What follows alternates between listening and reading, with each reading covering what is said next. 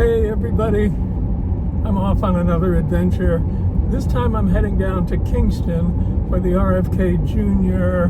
Petition Drive launching event in New York State. You may recall that I also visited Philadelphia when he announced his bid for his independent candidacy.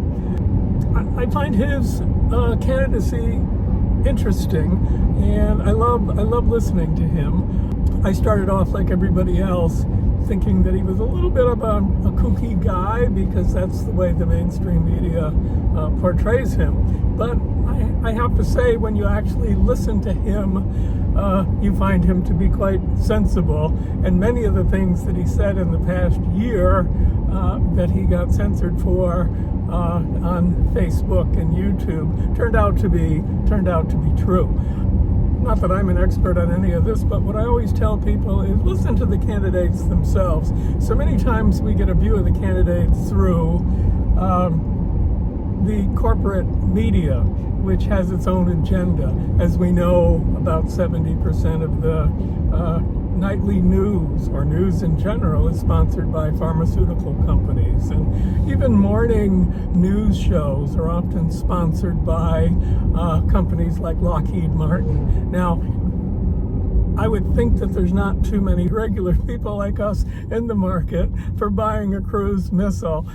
So often what they're doing is they're, in effect, buying influence on these stations. So again, what I would say is listen to the candidates themselves without that filter. And so, as much as possible, I try to get my news from independent sources and listen to people themselves give their opinions rather than listening to what people say about them. And it's funny because when my friends often react in horror that I would go to an RFK Jr. event or something like that, and I say to them, well, have you listened to him on a long-form podcast? Have you taken the time to listen to one of his speeches? The answer is always no, and the implied follow-up answer is, nor am I going to.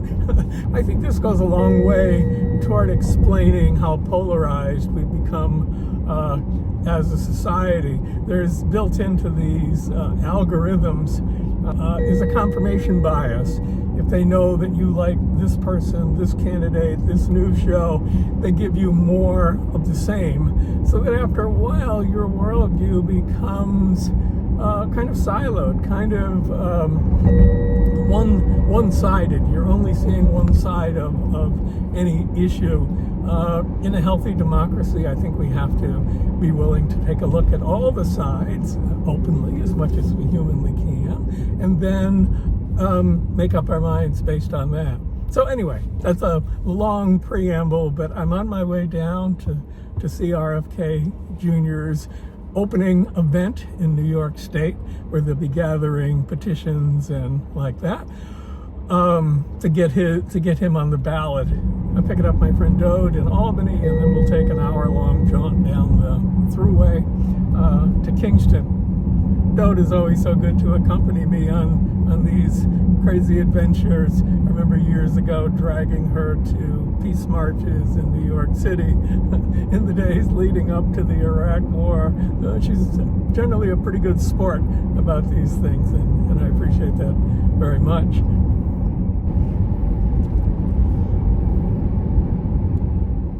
I'm on the latest version of Autopilot, which is 12.3.3, called Supervised.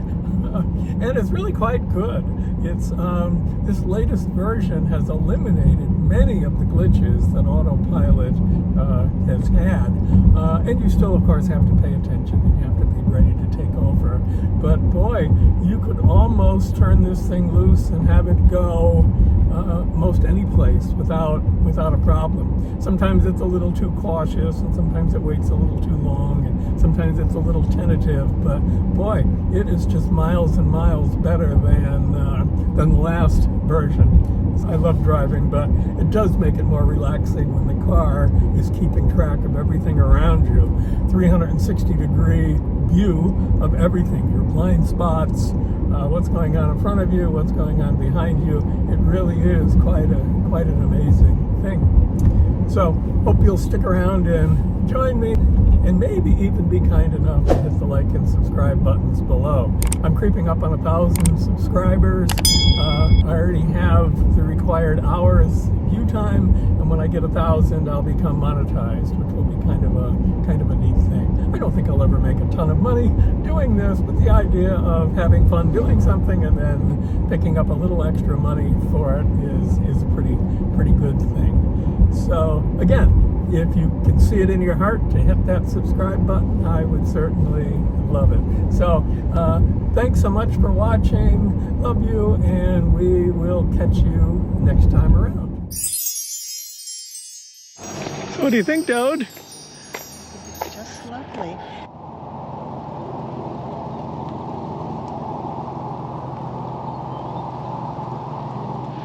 It's a beautiful place. Yeah.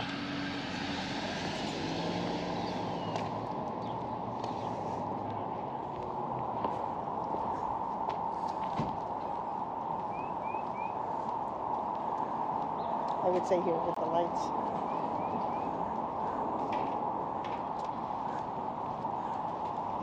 Senate garage.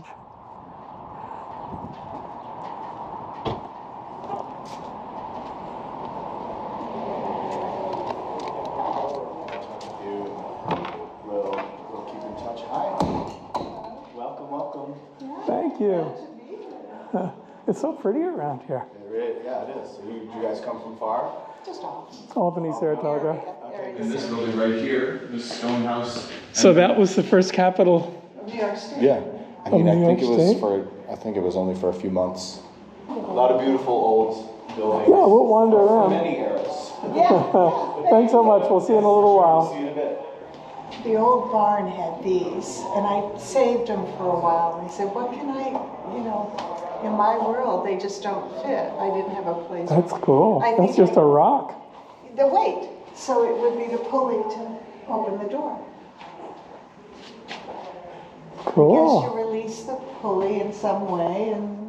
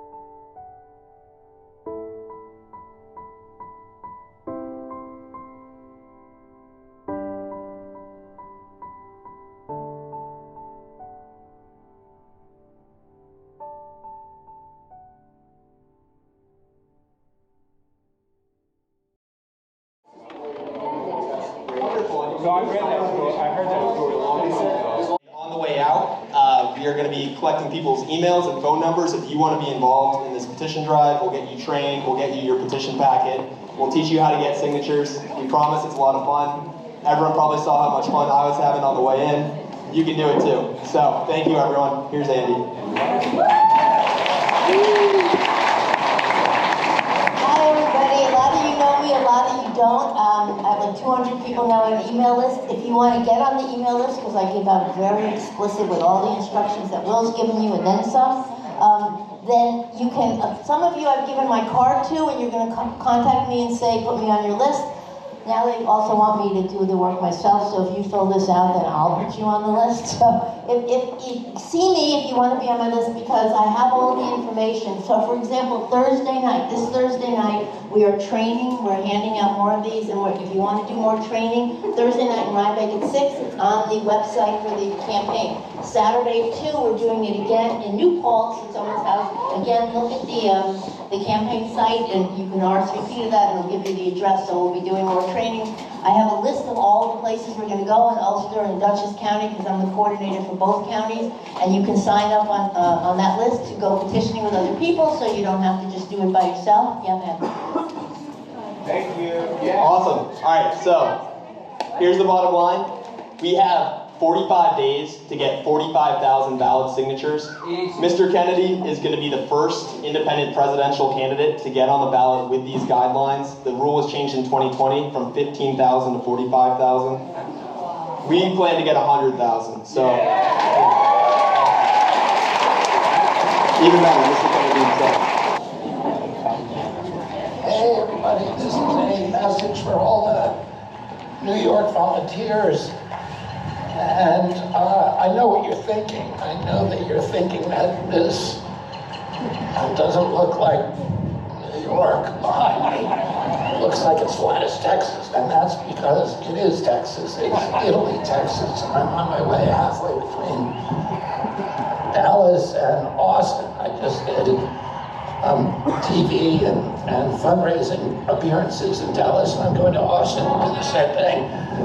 But I wanted to visit with those of you in New York, and today we're going to start our big push to get me on the ballot in New York. I'm going to be the first independent candidate to ever get on the ballot with these new deadlines that have been put in place to thwart anybody from getting on the ballot. We have to get 45,000 signatures in 45 days.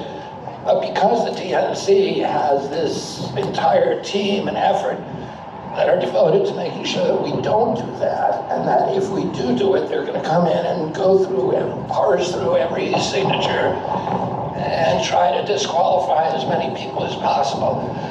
So we're shooting to get 76,000 or 80,000, which means, and we only have 45 days to do it. We have 6 weeks to do it, which means we've got to get about 2,000 signatures a day for the next 6 weeks, and that's going to be a challenge that is more difficult than any other state. And the Democratic Party passed those rules. My relative, Governor Cuomo, actually signed those laws into effect as a way to make sure that nothing like this could ever happen, that no independent candidate could ever qualify to get in New York. But we're going to do it.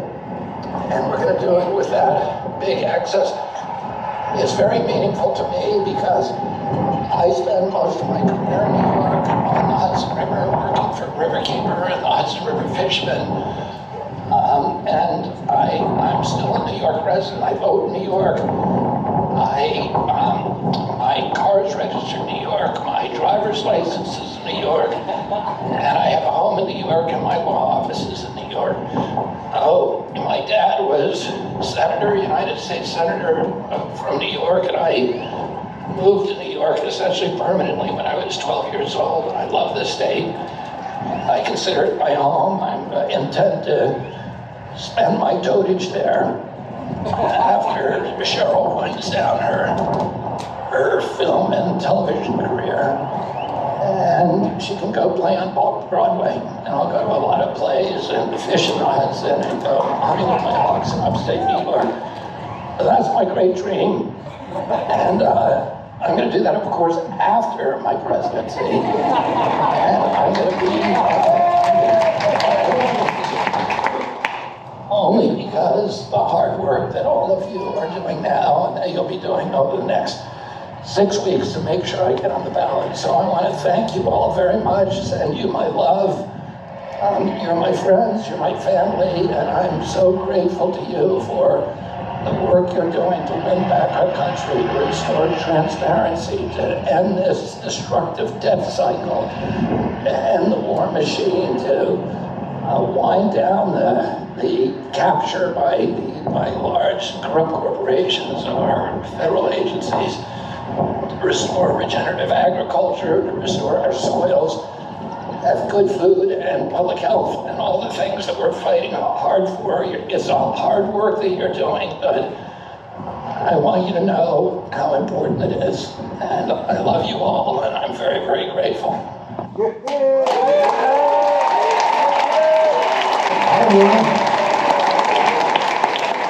To follow. We're so grateful that everyone can come out. And I get the honor of introducing Charles Eisenstein, which I'm thrilled. And I met Charles the first time that I met RFK as well. It was at a fundraiser in South Carolina last summer. A friend of mine introduced me to RFK. I didn't know much at the time. I was reading plenty of New York Times, and from what I was reading, I wasn't sure that I should go. So I decided to do a ton of homework. I probably watched 15 hours of podcasting, and I realized that what Bobby Kennedy was saying wasn't what was being reflected in the media. And I went to South Carolina. I was blown away by Republicans and Democrats, my friends, like stalwart Republican family that has been supporting Republican candidates forever down there, was so excited about this candidate. And it made me think, what about my Republican family? So I did a little experiment. I'm very lucky. I have an incredible family. My dad's 76, my mom's 71. There's so much love, but we differ quite a bit, or had differed quite a bit on politics.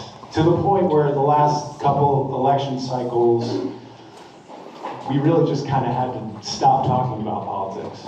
And that elephant in the room really led to us just not talking as much in general. So when I started sending my parents Bobby Kennedy podcasts and clips and et cetera, I realized slowly that we started to talk again. And that we weren't as far off as we thought we were. We weren't really able to even have those conversations. And this separation that I experienced personally with people I love so much turned back into connection through this campaign. So I'm standing before you incredibly grateful.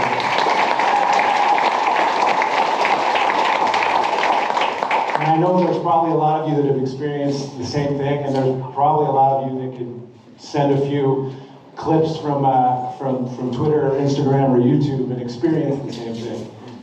And I mean, it's interesting when you talk about unity in this country, right? Like, it is absolutely, it's not talked about, it can't be talked about authentically with the two parties that have been in charge forever. But I know that Charles Eisenstein, who I'm going to introduce you to in a second, is all about unity. If you've read any of Charles's books, Sacred Economics, Climate, The New Story, you know that Charles thinks outside of the box. And he's been bringing that outside of the box thinking to the Kennedy campaign. Charles is an author. Charles is a counterculture philosophist. And he, as the speechwriter and an advisor to RFK Jr. And I'm just so excited to introduce you tonight. Ladies and gentlemen, Mr. Charles Eisenstein.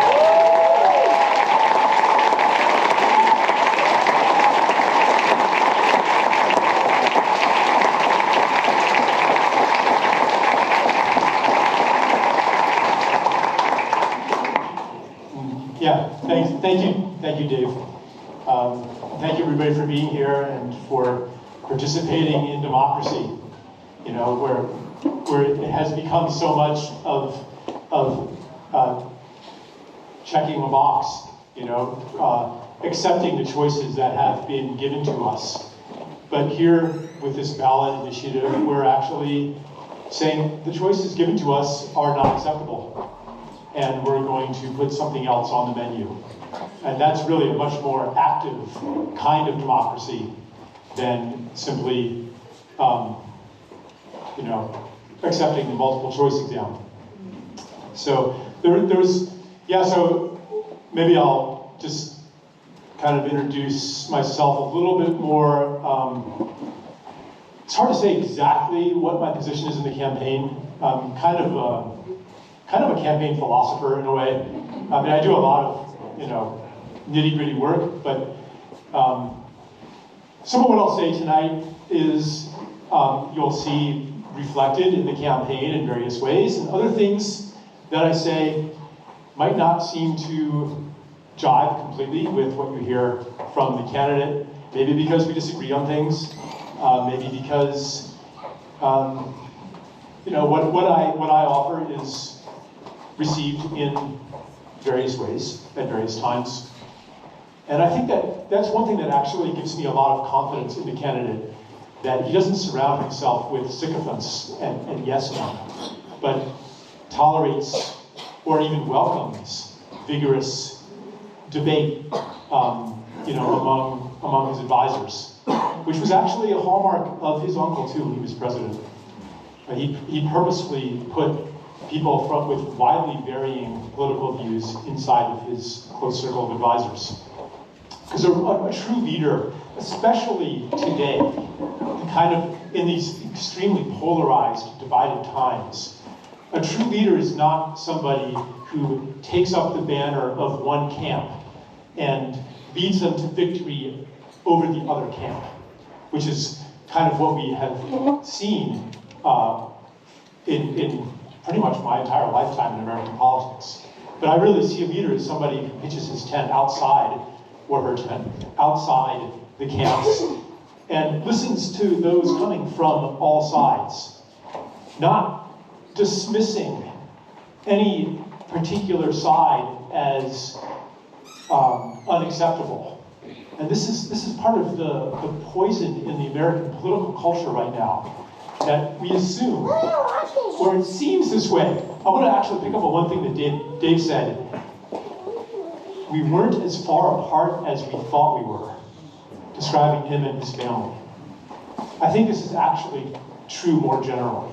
When you get people together and they actually have a conversation and see each other's humanity and understand what was the history of your viewpoint. Even if it's pro-life, pro-choice people, you get them in conversation. This actually happened with a friend of mine. She went to have an abortion, you know, and got into a dialogue with a protester, a pro-life protester outside, and they became friends. And it's the same thing. They realized that neither one of them was, you know, a moral imbecile or a monster. Like, they actually have a valid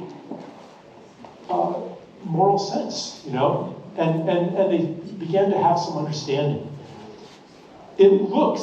Actually, our country looks more divided than it really is, because the most hateful people are generally the loudest. So they make, you know, they make it seem that our country is more divided than it really is. But the people who maybe don't speak up as much, but are still listening, and maybe now still voting, those are the people that we want to bring together in an independent movement. So, yeah. So you know, you know, Dave was talking about his family, lifelong Republicans. My family, lifelong Democrats. I don't think my father or mother ever voted for Republican in their entire lives, and neither did I. In fact, I don't think I still have. But what happened is I stopped voting entirely. Actually, I think certainly 2016, I'm not even sure I voted in 2012, but I kind of lost hope. Because I saw Democrats, Republicans taking turns in office, helpless to do anything about the deep problems. And so I thought, well, the solution isn't in politics. We have to maybe work on a deeper level. And so, I've been kind of a writer, speaker, philosopher for the last 15 years. Never thought I would get involved in politics. And I wouldn't if I didn't see something that surprised me. What really surprised me is that my views, my opinions, I'll just call them opinions, found a receptivity. The main one, when I first joined the campaign, was this theme of heal the divide, which comes from the understanding that, like I said, the people actually, I would even say, there's a hidden agreement among the two polarized sides in our political culture. The hidden agreement is that the main problem is those horrible people on the other side. And if we could only overcome them, and by any means, then this country will be okay again. And this has reached a point of intensity that both sides say that if the other side wins the election, it is the end of democracy. They paint it in apocalyptic terms. And if that's the case, then any means is justified to beat them. And so you have this increasingly dishonest and unscrupulous politics, venomous, vitriolic, that we instinctively step away from. Like, I don't want to be part of that. And so I told Bobby, like, whether we win or lose, we have the opportunity to serve something higher in this election by bringing a spirit of unity, a spirit of reconciliation, a spirit of peace, a spirit of stability into our political culture. And then, in that case, win or lose, we still win.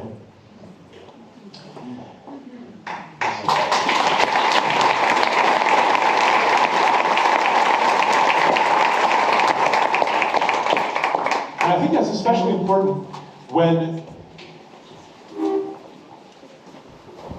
we really face when we really understand, when we stop diagnosing our country's problems in simplistic terms, then as caused by some bad guys, caused by illegal immigrants, caused by the WEF, caused by evil people in corporations, caused by MAGA, ultra MAGA people, caused by, there's always caused by anti-vaxxers, caused by disinformation purveyors, caused by, each side has a different identity for what is the fundamental cause of America's problems, or the world's problems.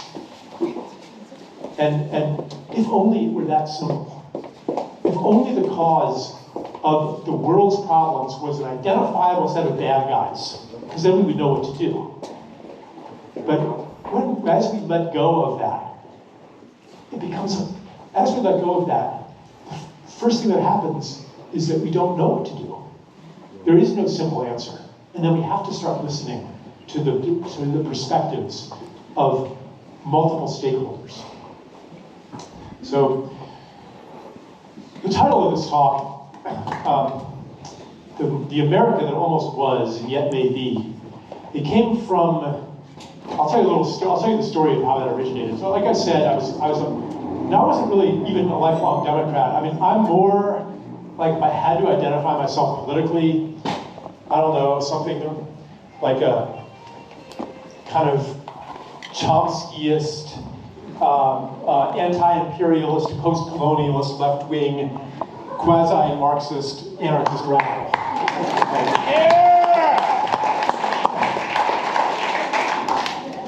And then like I talked to libertarians and I'm like, gosh, actually we're not that far apart, you know? So anyway, there I was holding a retreat at Esalen. And by the way, I was described in the New York Times as a New Ager, so I hope that the press here are taking notes. Yeah, Esalen, that confirms that. And I feel like in the spirit of generosity, maybe I should offer some gotcha quotes to the press, so they can say that a Kennedy advisor said some horrible thing. I don't know, I'm really tempted to do that. Yeah, should I start talking about the alien overlords, you know, and deep state and stuff like that? Anyway, that's, you know, these mythologies actually are very significant. You know, myths encode truth. And I think that the truth in some of those myths is that, yeah, there is an inhuman force that has taken over our society. Something that we cannot identify with specific human beings. Some might call it capitalism. Some might call it white supremacy. Some might call it, I mean, everybody has a different sense. But this feeling that things have gotten out of control. Anyway, I was at Esalen, and I was speaking a little bit about the degeneration of Western civilization and so forth. And a guy spoke up, middle-aged white guy, and he's like, yeah, I hear you, he said, but you're missing something. He said, when I was a kid, early 1960s, my father took me aside and he said, son, we are living at the pinnacle, the golden age, the zenith of the greatest country to have ever been on this earth. And he's like, there was some truth in that. You know, you can't deny it. We could, at that time, we could do anything. America had this can-do spirit. No challenge was too great. And we had defeated the Nazis, you know, and defeated the Japanese, so I said, yeah, I see that. Even though, going back to the early 1960s, I mean, Jim Crow was still in effect, you know, Native women were being sterilized routinely on reservations. I mean, there was, you know, women were still second-class citizens in a lot of ways. Gay people had no rights, et cetera, et cetera. Like, there was certainly a lot there were many ills in our society, but in that golden moment, it looked like we were going to heal those. The civil rights movement was underway. Women's liberation was underway. And we had a president in the early 1960s, John F. Kennedy, who had really turned toward peace, had been fed up with the betrayal of the CIA, was locking horns with the military-industrial complex, delivered a beautiful peace speech at Washington University in the summer of '63, was preparing to withdraw troops from Vietnam. So we don't want to get involved there, you know, to pull the advisors out. And he was tapping into an anti-imperialist, it's kind of like a recessive DNA, a recessive gene in the American body politic that, now, the story I'm telling is not entirely true, okay? Because you can also make a case that America has always been an imperialistic country. That when we ran out of indigenous territories to expropriate, then, like right as soon as the frontier closed, basically, then we turned to the Philippines and fought a war with Spain, took over the Philippines, took over Cuba, started intervening in South America, Central America, gained territories and colonies throughout the Pacific, et cetera, okay? But there was resistance to it, especially in the Roosevelt administration, where there were some really like staunch anti-imperialists. Henry Wallace, for example, the vice president, third-term vice president, Harry Hopkins, like really like radical anti-imperialists. And Roosevelt himself, he wanted not to take over the British Empire, but to dissolve it. Is this, am I like getting too professorial here? Because I'm okay, because it feels like it's a bit of, okay. So, all right, but then Roosevelt died, and Henry Wallace was through some shenanigans at the 1944 Democratic Convention was denied the nomination as vice president, got Harry Truman instead, who was a pretty fervent globalist, followed by Eisenhower, who had also globalist instincts, and so the imperialist machine really revved up and institutionalized itself, began deposing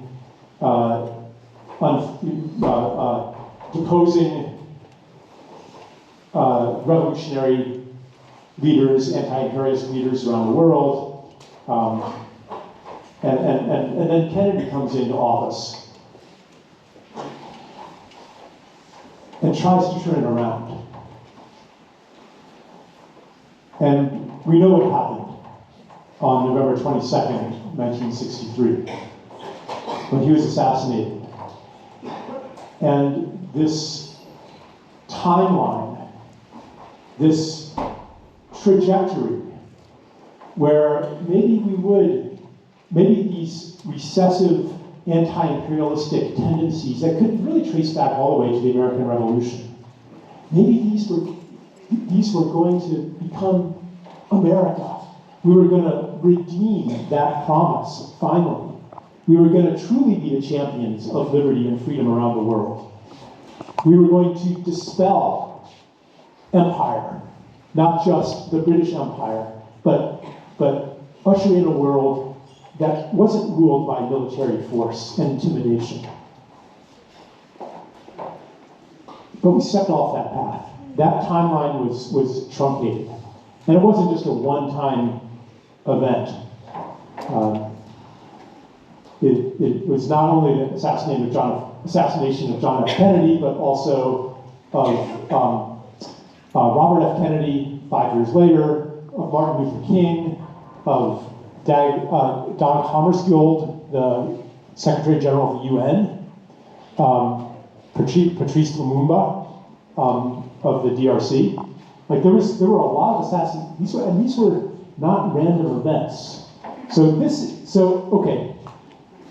This shift of timelines could not have happened without the complicity of the American public. I had a conversation with my father once about the JFK assassination, and I laid out some of the evidence that the official story was ridiculous. Of a lone gunman, I'm not going to go into the details, the magic bullet, that went in and out and hit 2 people, and the car registered to Lee Harvey Oswald that was seized in Chicago 2 weeks earlier. I don't even remember all the details really well. I mean, the fact that Oswald was himself assassinated before he could spill the beans, on national television by a mafia-linked nightclub owner, Jack Ruby. I mean, the whole thing it beggars belief.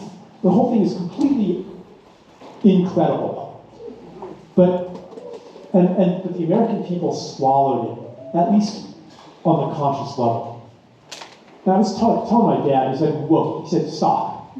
He said, I don't want to know this, because if what you say is true, then everything I've believed about this country falls apart.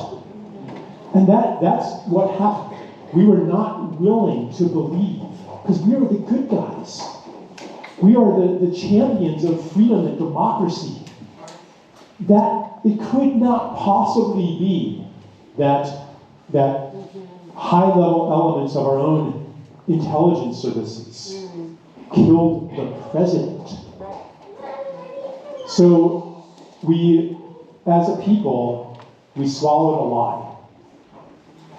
And once you pretend to believe something, I mean, this happens in a romantic relationship too. Once you let that in, once you pretend to believe something that isn't true, it opens the door and creates the necessity for more and more and more lies. And so, 60 years later, we have a political system that is addicted to lies, that is woven through and through with lies, in which we take for granted the prevarications and the dissembling of politicians, where we listen to any message and we try to decode that for what it is signaling. What is the messaging? What is the positioning? What's the spin? And we try to figure out we read between the lines and try to figure out what the truth is. And it's reached such a toxic level that, we see how our it's not, I don't think that our health authorities are malevolent. I mean, this is another, I don't know. So, as probably a lot of you know, I was once an acceptable human being and welcome in polite society. And then I began to voice heresies during the COVID age and was excommunicated. But then I got excommunicated from the medical freedom community too, because I'm like, no, I don't think this is actually an evil top-down conspiracy with a depopulation agenda.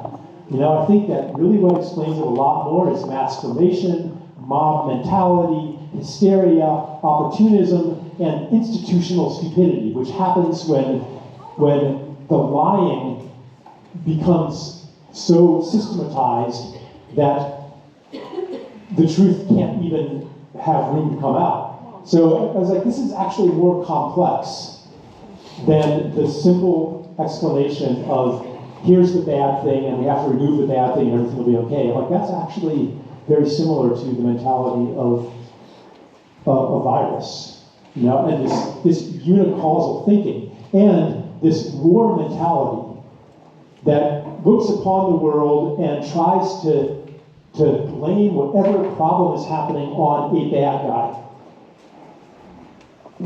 And so our nation became not only addicted to lying, but addicted to its own image as a hero nation fighting evil in the world.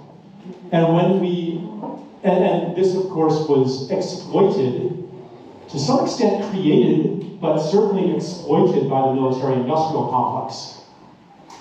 So we had a very convenient bad guy up until 1990. That was the Soviet Union. I mean, they were cut out with their grim bureaucrats and their Iron Curtain and the Gulag Archipelago and the hammer and sickle. They made a very convincing bad guy. But when the Soviet Union fell, the entire justification, the premises of our self-image as a nation, and the justification then for endless military spending evaporated. And so we had to create a new succession of bad guys. First it was the Colombian drug lords. Remember them? They were really scary, but not scary enough. So then we had 9/11 and global terrorism. And that justified an increasing war machine for increasing military spending. Before 9/11, I think in constant dollars, I did a calculation in trying to prepare a speech for Bobby at one point. By the way, he does most of his own speeches. It's only if it's an actual prepared speech with a teleprompter that I collaborate with him in it. But yeah, I looked it up. In current dollars, boy, someone's going to fact check me on this, but I think that military spending in 2001, before the war on terror started, was about half of what it is today. It was much, much less. And you know, Bobby often quotes the figure of $8 trillion spent on regime change wars. So we got addicted to an enemy, to being the good guy in a world of enemies, and imposing this simplistic us versus them thinking on the world. What happens when you pour your resources into being the object of your addiction? What happens is that life underneath falls apart. And so we have seen the steady decline of our national vitality, our well-being, our infrastructure, our moral sense of ourselves as good people. It's all hollowed out. The middle class. And a lot of it is because we put our energies into our 4 addictions. I'm just going to arbitrarily say there's 4 of them. I mentioned lies, which includes secrecy, war, consumption, I would name also, and debt, which is really a code for the financialization of the economy and the pouring of wealth toward the elites, the hollowing out of the middle class, the erosion of the prosperity of the working class. And you know, in the 1960s, in that golden era, someone with a high school education could support an entire family on one salary and even save money. Buy a house, save money for retirement. If they were white. Yeah. But right. Yeah, it wasn't perfect. But fundamentally, you did not have to have 2 wage earners to barely make it. What happened? Is it that technology regressed and people are not as productive as they used to be? Why should life be harder than it was then? It's not because we're producing less. It's because of where those resources are going.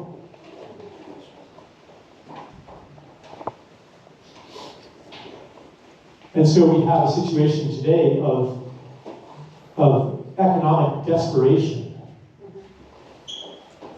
Bobby cites a statistic of, you know, some huge percentage of the American people can't come up with $1,000 if in the case of an emergency. Like they don't have $1,000 in a bank account. So desperate precariousness and poverty and degradation alongside obscene wealth. So it's not that there's not enough. It's how it's distributed, where it's going, what our priorities are.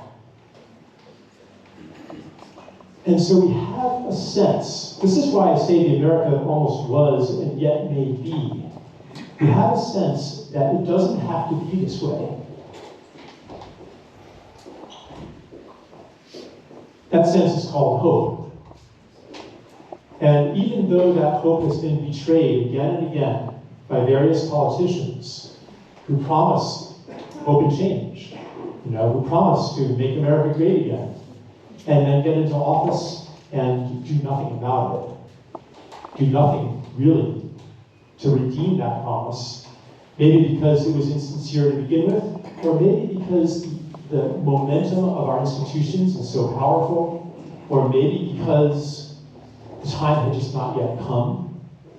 Because actually, what does end an addictive pattern? How does that happen? You hit bottom. Yeah. You have to know that it isn't working anymore. You have to actually lose hope for new hope to arise. As they say in AA, the first step, something like, I realized that I was powerless against we admitted we were my life become unmanageable. What is it? We admitted we were powerless and our lives had become unmanageable. Yes. We admitted we were powerless over alcohol, I think it is, and our lives had become unmanageable. And doesn't it kind of seem like that? You look at the $31 trillion national debt. It seems hopeless, doesn't it? We look at or someone like who's been anti-war, a peace advocate, for so long, and looking at just how entrenched the military establishment is, how it pervades foreign policy thinking. It seems hopeless that it will even change a little bit. We're looking at the chronic disease epidemic. Here's another normalization of the abnormal. In the early 1960s, levels of chronic disease were maybe 5-6%, less than 10%. And now they're 50-60%.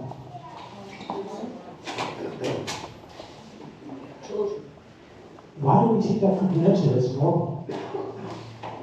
And these, here also I would say is another source of what Dave mentioned of the possibility of unity. Because a lot of these issues are not claimed by right or left. And this is why you find, as Dave was describing, former Republicans and former Democrats in the same room supporting Bobby Kennedy. And this is why, here's an interesting thing that's been happening.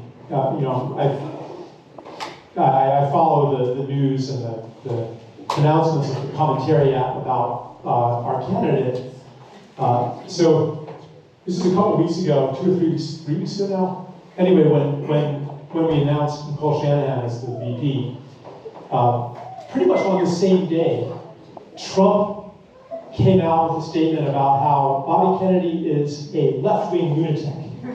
And the same day, there was a DNC press conference call of some sort, I can't remember exactly, don't fact check me on this, I can't remember exactly what it was, but it was some statement that Bobby Kennedy is a right-wing extremist. So he's a left-wing lunatic and at the same time as a right-wing extremist. What's going on here? Well, one thing that's going on is that he's drawing, like I said earlier, from both camps, like really listening to a broad spectrum of opinion. And sometimes taking something from one side, something from another side, mixing them together. But more often, and this is what is confusing the political establishment, more often transcending those poles and coming up with positions and opinions and policies that really you cannot categorize as right or left. This is confusing in a political culture that is so addicted to the self-righteous identification of oneself as team good and the other side as team evil. And when that happens, you're just looking for some clue that this person is on the bad side and listening for these dog whistles and these subtle indications. Oh, he said pregnant women instead of pregnant people. That must mean that and it implies that this whole body of opinion. If you use a certain word, if you call somebody an illegal alien instead of an undocumented migrant, then that means that you are in the bad camp or the good camp, it's. And so when somebody like Bobby Kennedy is sending mixed messages, then both sides think, well, he's on the other side, and he's going to destroy our candidate's chances, so we better attack him and portray him in the image of our fear. So part of what's going on, when you hear, the Biden camp talk about how he's going to spoil the election for the Democrats, and he's, a closet, he's a MAGA plant, or when you hear the Republicans say that he's, left-wing radical, really, part of what's going on is they're just playing politics. But I think also, and this is actually where I draw a lot of hope, part of what's going on is that they're genuinely confused. As a lot of us have become when so much of what was right and what was left has gotten all mixed up, it's disintegrated. You know, and so like take some of Bobby Kennedy's signature policies. Like, is that right or left to call for an end of involvement in Ukraine? Like, I thought peace was supposed to be left, but now the only opponents to that in the U.S. Congress, almost only opponents, are the Libertarian Republicans. What about ending censorship in the surveillance state? Like, when I was younger, that like it was the authoritarian conservative Republicans that were doing the censoring, and civil liberties was a liberal position. That was left, but now is that left or right? It's kind of confusing. Or what about the focus on chronic disease? Is that right or left? To devote our medical resources and the focus of our healthcare policy on chronic disease rather than infectious disease, to really get to the bottom of what is causing this epidemic. I mean, this is a real epidemic. There's almost no American family that is untouched by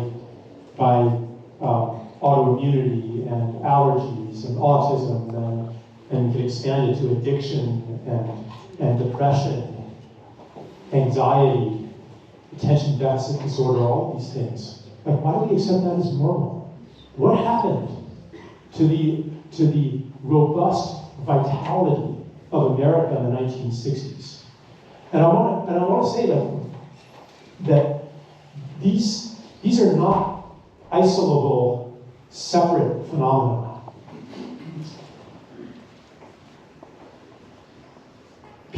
Human beings need to believe in something bigger than themselves. In the 1960s, people believed in our country, and they believed in a certain conception of progress, of scientific and technological progress, and that the world was going to get better and better and better, and we were going to bring our modern technologies and our markets and our democracy to all of the benighted places on earth and raise the level of humanity to make them just like us. People believed in that implicitly. If you asked a doctor or a scientist, I mean, they were even testifying before Congress in the 1960s. Yeah, by the year 2000, we will have ended all disease. Maybe the common cold will still be, that maybe in 2020 we'll finally eradicate that. But it was taken for granted that life expectancy was going to continue its meteoric rise. Life expectancy rose something like 26 years in the first half of the 20th century. And then it slowed down, rose maybe 6 or 7 years in the second half of the 20th century. Now it's declining. What happened to this future that we were so unquestioning of? And again, what I would say is that this hollowing out of our, in pursuit of power, in pursuit of domination, this hollowing out of our economy, of our moral sense, of our health, of our infrastructure, was inevitable. And that is what now we have an opportunity to turn around. And it's such a delicious historical coincidence that the person who is stepping up to turn it around is the nephew of the man who was assassinated in 1963.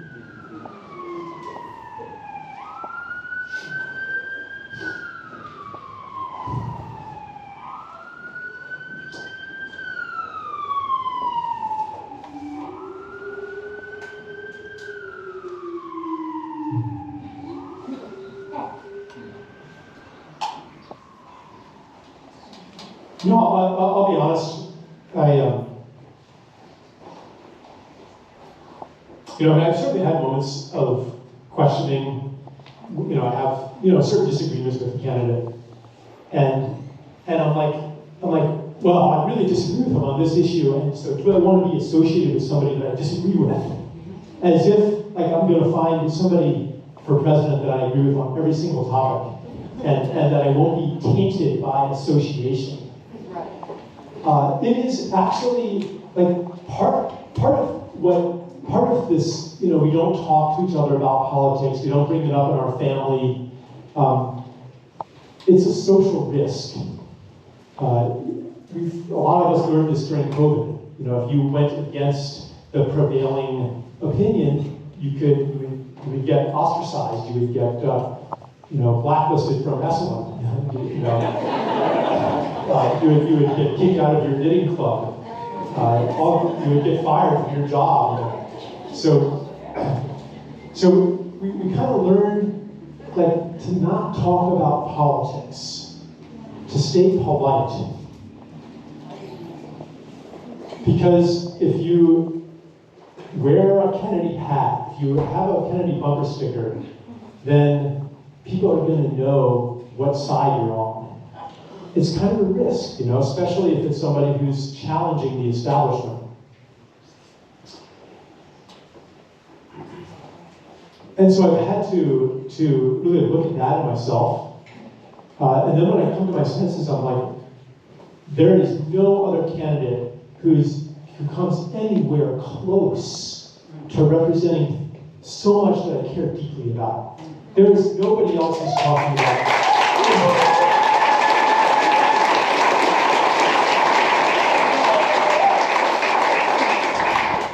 there's nobody else who's talking about promoting whistleblowers and bringing in reformers and people from outside the industry into government agencies.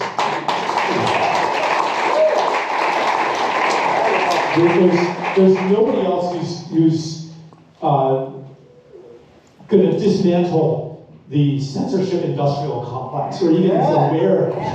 There's nobody else who's going to pardon Edward Snowden and Julian Assange.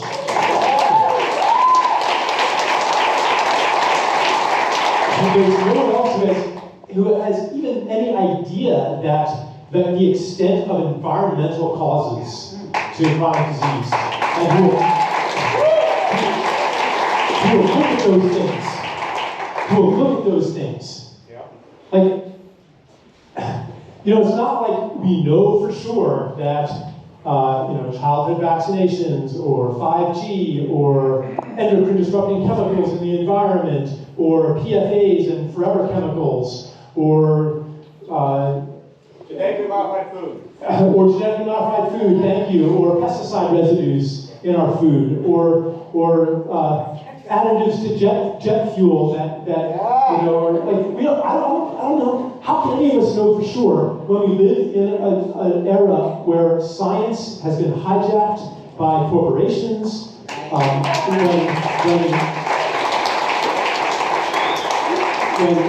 federal agencies have been captured by for-profit interests, when people are afraid to say something that goes against the zeitgeist? How can we really know?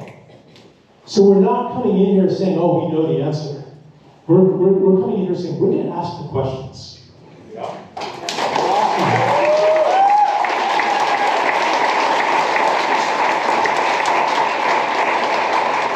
And there's no one else saying that. And there's no one else saying that we're going to drastically cut the military budget.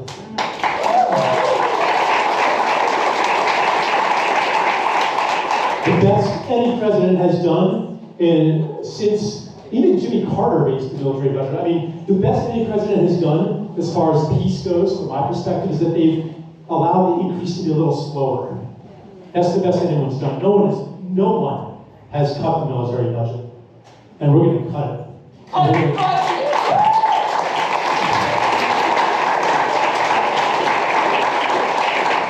And it's not only a financial calculation, it's also where do we put our energy and our spirit? Where do we put our priorities? What do we care about? What do we hold as important? And it's also about recognizing reality.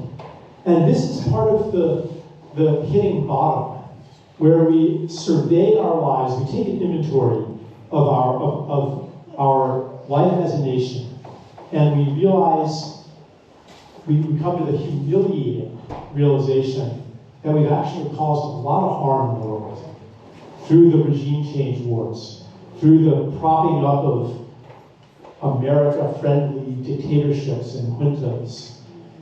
We've caused a lot of harm. And can we take that in and stop pretending? And it's not that we're all evil either. There is a beautiful impulse that sources back to the dawn of this nation that coexisted with the worst traditions of our nation.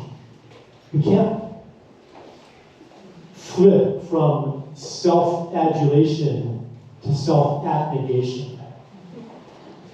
It's never that simple. So this is not about hating ourselves or repudiating everything American.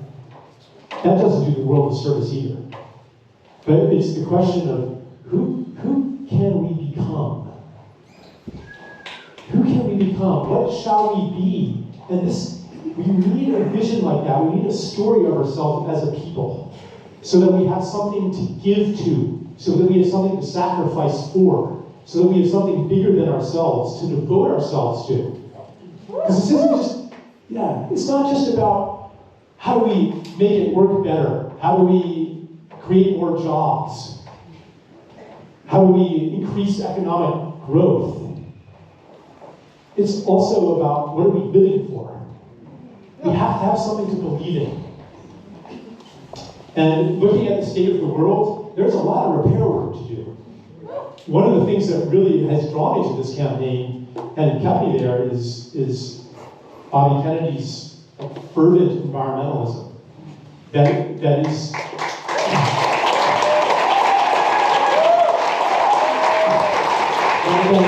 connected to the chronic disease, but it's not just about the disease of us. It also comes from a recognition that what we do to the world, what we do to nature, what we do to the forests, what we do to the wetlands, the rivers, and the oceans, we do to ourselves. Because we're not separate.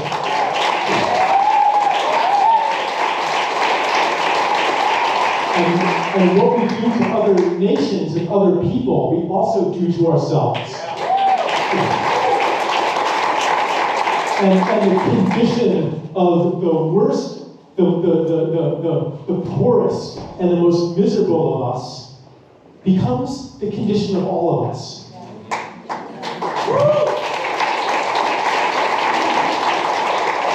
True wealth can never be built on the poverty of others.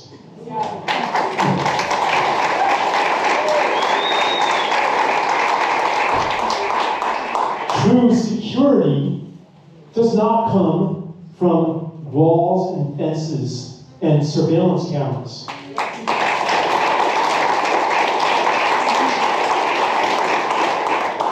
And that's why when it comes to an issue of, like, say, crime or the border, it's like, okay, an organism, a nation, needs to have a boundary, a permeable barrier, that selectively lets some things in and others not. But if you restrict the issue to, should we have a wall or not? What do we do about all these immigrants? If you only talk about that and you never ask, why is there so much immigration to begin with? Yes. What are the conditions that make people so miserable that they will risk everything and leave their homeland behind for an uncertain journey to another country, often leaving their kids behind with the grandparents and sending money back? What does it take? What would it take for you to do that?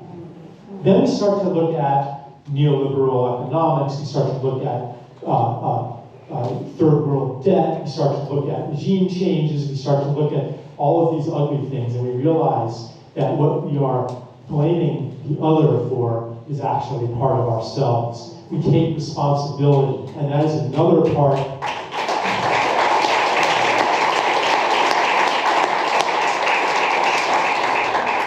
Yeah, that's another part of the healing from addiction. You know, I could be up here saying, okay, our policies are going to be this, and this, and you approve of these policies because we're so smart, we've thought of new fixes that no one else has thought of.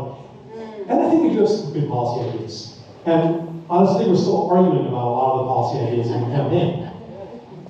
But what I can tell you is that whatever policies that we end up implementing, they are going to come from a thorough listening to all sides. Like, I'll even tell you, I'm somewhat involved in policy in the campaign. I had conversations with the CEO of a vaccine manufacturer and the CEO of an oil and gas company and a hedge fund manager. And you know what? What's really troubling is that they're all really nice guys. You know? So much for the diagnosis of, well, you know, the people, so-and-so is just evil. And a vaccine manufacturer, the CEO of a vaccine company, he was so reasonable. And like, I'm like, gosh, you know, interestingly, he said that most people in my industry think that the mRNA vaccines were a terrible idea. And we're not at all surprised that they failed. Like, this is a vaccine manufacturer, okay? But he said, but you know, live virus, traditional vaccines are really important, and you know, he laid out a pretty I thought a pretty good case for it. You know, I'm like, okay, you know, this is something that I'm not going to blindly accept it. I'm not going to reject it. But this is going to be part of what we listen to, and it's going to be part of formulating the questions that we ask. Not going to write anybody off. It's complicated. So anyway, what I can guarantee you is that we are going to base policy on a broad and sincere listening to people on every side, and more importantly, people who are not on any side. A lot of the people who are in the trenches doing stuff, like running halfway houses to transition people out of prison. There was one that I introduced Bobby to, actually, in Salt Lake City, the Other Side Academy, I think. And they have a recidivism rate of something like 2% or 5%. But you talk about crime, reducing crime, and the whole conversation is, you know, are we locking up too many people or not enough people? Let's get tough on crime. Look at San Francisco, if you read the conservative media, you know. Gotta punish them more. Like, can't we think a few levels deeper than that? Do we really have to lock up per capita 4 times more people than China, but we're not 4 times safer? Like, let's think on a deeper level. Let's think outside the box. Let's stop taking for granted the terms of the left-right debate that keep us in paralysis.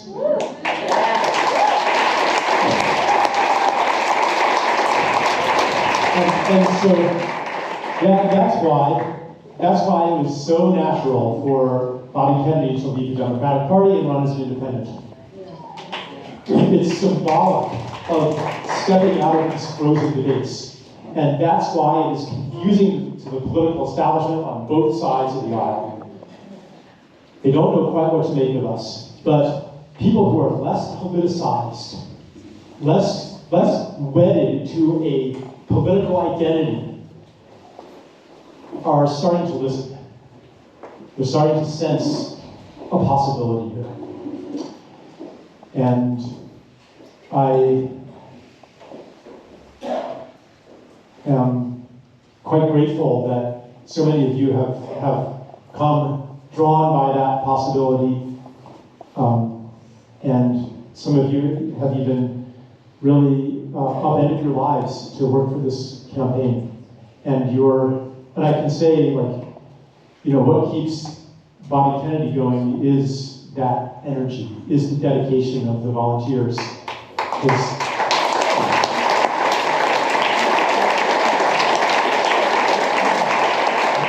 The kind of changes that need to happen in our system aren't going to happen just because you install a new person as president. There has to be, like, democracy does not end with an election. It has to be an ongoing citizen movement to see it through to the end and to reclaim our government for the people. So yeah, so thank you. How are we doing on time here, Dave? We're out of it. We're out of it. Okay. Well, yeah. I know probably people had a lot of questions, but I'm going to not answer them. I conveniently let myself off the hook by going on too long. But I will say, you know, if you came here kind of curious, you know, really, I would say, listen to some of his long-form interviews. And you may not agree with everything he says. I don't agree with everything he says. But you will understand and see his sincerity, his vulnerability, his authenticity, his intelligence. And, like, can you imagine Joe Biden or Donald Trump on a 2-hour long-form interview going into that amount of depth? You know? So do give them that opportunity. And is there anything else? Yeah, if you want to donate to the campaign and participate in democracy that way, I think we had a QR code, but you can always go to the website, kennedy24.com. And if you're interested in more of what I have to say, you can find me on the internet as well. What's the end? Thank you.